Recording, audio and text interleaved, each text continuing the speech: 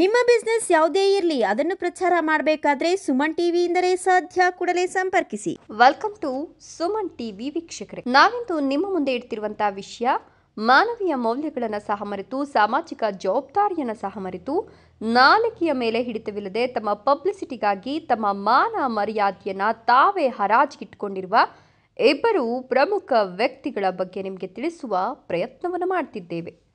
ಇವರಿಬ್ಬರ ಮಾತಿನ ಜಟಾಪಟಿಯನ್ನು ಕೇಳಿಸ್ಕೊಂಡಂತಹ ಕರ್ನಾಟಕದ ಜನತೆ ಇವರದ್ದು ಬಾಯೋ ಬಚ್ಚಲೋ ಅಂತ ಅಸಹ್ಯ ಪಟ್ಕೊಂಡಿದ್ದೇ ಹೆಚ್ಚು. ಇವರು ನಿಜವಾಗ್ಲೂ ಜನಸೇವೆ ಮಾಡಕ್ಕಂತ ಬಂದಿದ್ದಾರೋ ಇಲ್ಲ ದೊಂಬರಾಟ ಮಾಡಕ್ಕೆ ಬಂದಿದ್ದಾರೋ ಅಂತ ನಾಟಿ ಸ್ಟೈಲ್ನಲ್ಲಿ ಜನ ಮಾತನಾಡ್ಕೊಂಡಿದ್ದೇ ಹೆಚ್ಚು. ವೀಕ್ಷಕರೇ, ನಿಮಗೊಂದು ಕ್ಲಾರಿಟಿ ಬಂದಿರುತ್ತೆ ನಾವು ಯಾರ ಬಗ್ಗೆ ಹೇಳ್ತಿದ್ದೀವಿ ಅಂತ. Yes, correct. ನಾವು ಮಾತನಾಡ್ತಾ ಇರೋದು ಪ್ರದೀಪ್ ಈಶ್ವರ್ ವರ್ಸಸ್ ಪ್ರತಾಪ್ ಸಿಂಹ ಅವರ ಮಾತಿನ ಕೆಸರೆರ್ಚಾಟದ ವಿಷಯವನ್ನ. ಇಬ್ಬರು ಮಹಾನ್ ಬುದ್ಧಿವಂತರು, ಆದರೆ ಮಾತಿನ ಚೌಕಟ್ಟಿನಲ್ಲಿ ಹಿಡಿತ ಇಲ್ಲದೆ ಇರೋರು. ಒಬ್ಬರು MLA ಆದರೆ ಇನ್ನೊಬ್ಬರು ಮಾಜಿ ಸಂಸದರು. ಸಮಾಜದಲ್ಲಿ ಜನರ ಕಷ್ಟಕ್ಕೆ ಸ್ಪಂದಿಸಬೇಕಾಗಿದ್ದ, ಜನರ ಧ್ವನಿಯಾಗಬೇಕಾಗಿದ್ದಂತಹ ವ್ಯಕ್ತಿಗಳು ಇಂದು ಇವರ ಮಾತುಗಳ ಜಟಾಪಟಿಯನ್ನು ಕೇಳಿಸ್ಕೊಂಡ್ರೆ ವಾಕರಿಕೆ ಬರಂಗಿದೆ.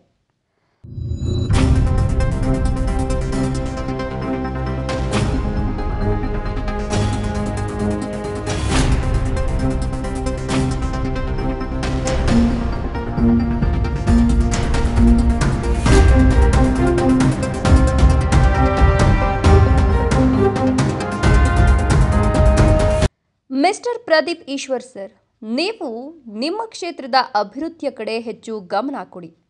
ನಮ್ಮ ಊರಿಗೆ ನಮ್ಮ ಶಾಸಕ ಎಂಬ ಹೆಸರಿನಲ್ಲಿ ರಾಜ್ಯದಲ್ಲೇ ತಾವು ಪ್ರಸಿದ್ಧಿಯಾದವರು.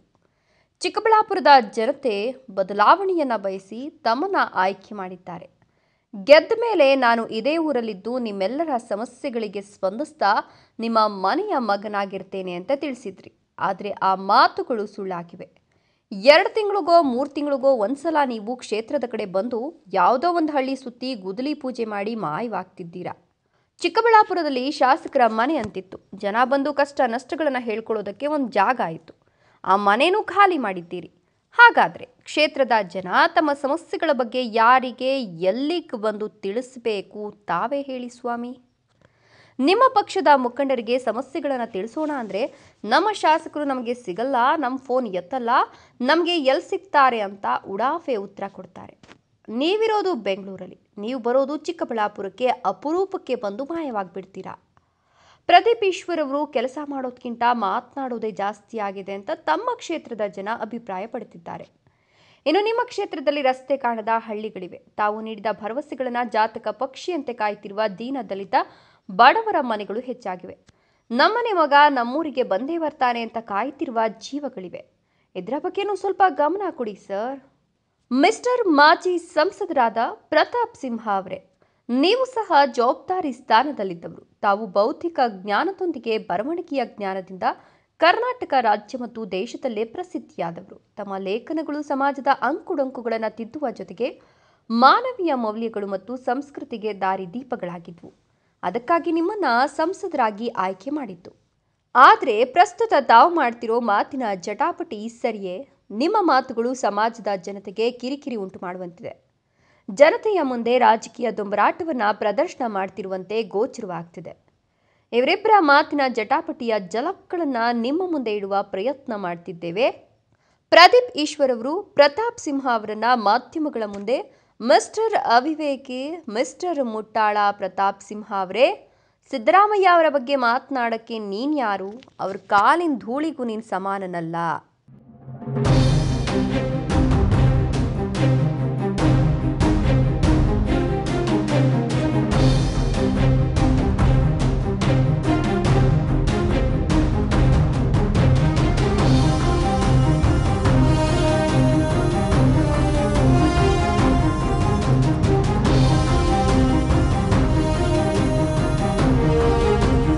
ನಮ್ಮ ಪಕ್ಷದಲ್ಲಿ ಯತೀಂದ್ರ ಅವರು ಒಬ್ಬ MLC ಆಗಿದ್ದಾರೆ. ಅವರ ಪರಿಮಿತಿಯಲ್ಲಿ ಅವರು ರೆಕಮೆಂಡ್ ಮಾಡ್ತಾರೆ. ಅದಕ್ಕೆ ನೀನು Yathindra tax, Siddaramaiah tax, 40% commission ಅಂತ ಮಾತನಾಡ್ತೀಯಾ?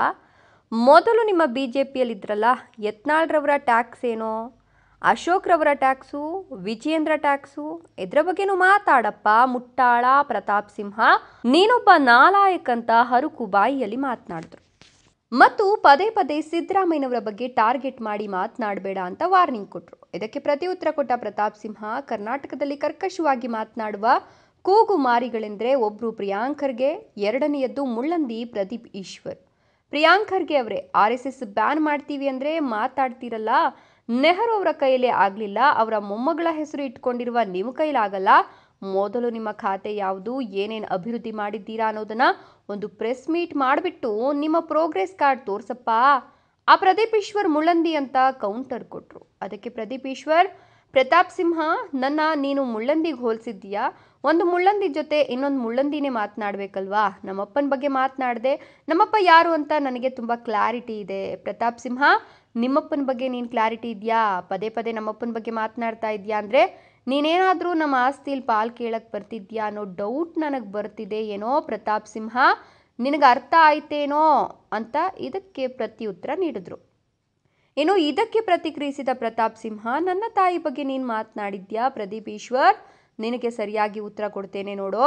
ರಾಜ್ಯದಲ್ಲಿ ಏಕೈಕ ಮುಳ್ಳಂದಿ ಫೇಸ್ ಇರೋದು ನಿನಗೆ ಮಾತ್ರ, ನಿಮ್ಮಪ್ಪನಿಗೆ ಮಾತ್ರ ನೀನು ಹುಟ್ಟಿರೋದಪ್ಪ. ಬೇರೆ ಯಾರು ಬಂದು ನಿನ್ನ ಹತ್ರ ಆಸ್ತಿಯಲ್ಲಿ ಪಾಲು ಕೇಳೋಕ್ಕಾಗಲ್ಲ. ಅಪ್ಪಿತಪ್ಪಿ ನಮ್ಮಪ್ಪ ವಯಸ್ಸಲ್ಲಿದ್ದಾಗ ಚಿಕ್ಕಬಳ್ಳಾಪುರದ ಕಡೆ ಏನಾದರೂ ಬಂದಿದ್ರೆ ನೀನು ಇನ್ನೂ ತುಂಬ ಸುಂದರವಾಗಿ ಹುಟ್ಟಿದ್ದೆ. ಇನ್ನು ಮುಂದೆ ವೈಯಕ್ತಿಕವಾಗಿ ಮಾತನಾಡಬೇಕಾದ್ರೆ ಎಚ್ಚರದಿಂದ ಇರಬೇಕು ಮಗನೇ ಪ್ರದೀಪ್ ಈಶ್ವರ್ ಅಂತ ಗುಡುಗಿದ್ರು. ಕೊಚ್ಚೆಗೆ ಕಲ್ಲು ಹಾಕಕ್ಕೆ ನಾನು ರೆಡಿ ಇಲ್ಲ, ಕಿಡಿಗೇಡಿಗಳು ಮಾತ್ರ ಕೊಚ್ಚೆಯಲ್ಲಿ ಕಲ್ಲು ಹಾಕೋದು, ನಾನು ಆ ರೀತಿಯ ಕಿಡಿಗೇಡಿ ಅಲ್ಲ ಅಂತ ಪ್ರತಾಪ್ ಸಿಂಹ ಉತ್ತರಿಸಿದ್ರು. ಇದಕ್ಕೆ ಪ್ರತಿಕ್ರಿಯಿಸಿದ ಪ್ರದೀಪ್ ಈಶ್ವರ್, ನಾನು ಮೊನ್ನೆ ಪ್ರತಾಪ್ ಸಿಂಹನ್ನ ಅಯೋಗ್ಯ ಮುಟ್ಟಾಳ ಅಂದಿದ್ದೆ, ಅವರು ನನ್ನ ಕೊಚ್ಚೆ ಕಲ್ಲು ಹಾಕಲ್ಲ ಅಂದಿದ್ದಾರೆ. ಕೊಚ್ಚೆಗೆ ಕೈ ಬಾಯಿ ಯಾರಪ್ಪ, ಹಂದಿ ಅಲ್ವೇನೋ ಹಾಕೋದು? ಪ್ರತಾಪ್ ಸಿಂಹ, ಸಿದ್ದರಾಮಯ್ಯ ಸಾಹೇಬರು ನನಗೆ ಬುದ್ಧಿ ಹೇಳ್ತಾರೆ, ನಾನು ಅವ್ರು ಏನು ಹೇಳ್ತಾರೋ ಅದನ್ನೇ ಕೇಳ್ತೀನಿ. ನಾನು ಮೊದಲಿಗೆ ಶಾಸಕನಾಗಿದ್ದೇನೆ, ನನಗೇನು ಓರಿಯಂಟೇಷನ್ ಕೊಡ್ತಾರೆ? ನೀನು 9 ವರ್ಷದಿಂದ ಸಂಸದನಲ್ಲಪ್ಪ, ನಿನಗೇನು ಗೊತ್ತಿದೆ? ತಾಕತ್ತಿದ್ರೆ ನೀನೇ ನೇರವಾಗಿ ಚರ್ಚೆಗೆ ಬಾ. ನೀನು ಏನು ಕೆಲಸ ಮಾಡಿದ್ದೀಯಾ, ನಮ್ಮ ಸಿದ್ದರಾಮಯ್ಯ ಸಾಹೇಬರು ಏನೇನು ಕೆಲಸ ಮಾಡಿಸಿದ್ದಾರೆ ಪಿನ್ ಟು ಪಿನ್ ಹೇಳ್ತೀನಿ ಬಾರೋ ಅಂತ ಏಕವಚನದಲ್ಲಿ ನಿಂದಿಸಿದರು. ವೀಕ್ಷಕರೇ, ಒಟ್ಟಾರೆಯಾಗಿ ಇವರಿಬ್ಬರ ರಾಜಕೀಯ ದೊಂಬರಾಟ, ನಾಲಿಗೆ ಹಿಡಿತವಿಲ್ಲದ ಮಾತುಗಳನ್ನು ಕೇಳಿ ತಮಗೂ ಬೇಸರವಾಗಿದೆ ಅಂತ ನಮ್ಗೆ ಗೊತ್ತಿದೆ. ಮತ್ತೆ ಇವನ್ನೆಲ್ಲ ಯಾಕಪ್ಪ ಜ್ಞಾಪಿಸ್ತೀರಾ ಎಂಬುದು ನಿಮ್ಮ ಪ್ರಶ್ನೆಯಾಗಿದೆ. ಇವರಿಬ್ಬರೂ ಸಹ ತಮ್ಮ ಜವಾಬ್ದಾರಿಗಳನ್ನು ಮರೆತು ಕೇವಲ ತಮ್ಮ ಪಕ್ಷದಲ್ಲಿ ಬಿಲ್ಡಪ್ ಕೊಟ್ಕೊಳ್ಳುವ ಉದ್ದೇಶದಿಂದ ಈ ರೀತಿ ಮಾತನಾಡ್ತಿದ್ದಾರೆ. ನಿಜವಾಗ್ಲೂ ಇವರು ನಮ್ಮ ಜನಪ್ರತಿನಿಧಿಗಳ, ಇವರಿಗೆ ನಾವು ಓಟ್ ಹಾಕಿ ಗೆಲ್ಲಿಸಿದ್ವಾ ಎಂಬ ಅನುಮಾನ ನಮಗೆ ಮೂಡ್ತಾ ಇದೆ. ಪ್ರದೀಪ್ ಈಶ್ವರ್ ಹಾಗೂ ಪ್ರತಾಪ್ ಸಿಂಹ ಅವರೇ, ತಾವುಗಳು ಪ್ರಜ್ಞಾವಂತರಿದ್ದೀರಿ. ಮುಂದೆ ಈ ರೀತಿಯ ಘಟನೆಗಳು ನಡೆಯದಂತೆ ಎಚ್ಚರ ವಹಿಸ್ತೀರಾ ಎಂಬ ನಂಬಿಕೆಯೊಂದಿಗೆ ಎಪಿಸೋಡ್ ಮುಗಿಸ್ತಿದ್ದೀವಿ. ನಮಸ್ಕಾರ.